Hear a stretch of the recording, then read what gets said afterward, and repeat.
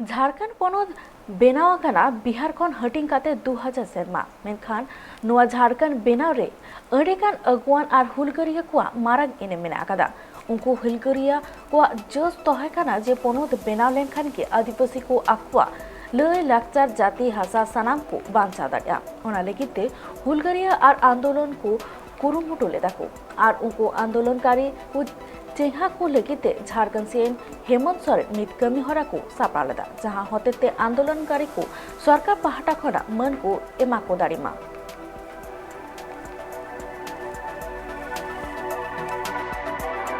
और आज एक सीमित लोगों के साथ ही ये कार्यक्रम होना था, लेकिन जहां आंदोलनकारियों की बात राज्य के किसी कोने में भी गूंजती है तो ना जाने इस राज्य के लोगों में और हमारे इस राज्य के लोगों में ये कौन सा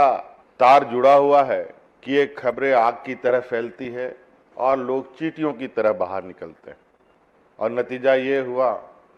कि आज ये सभागार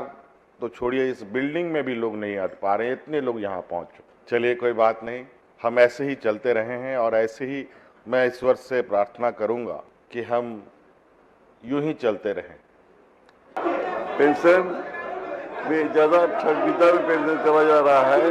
उसको भी देखना पड़ेगा और उनको भी शर्म नहीं आती है। जो कभी आंदोलन नहीं किया उस सबसे आगे रहा,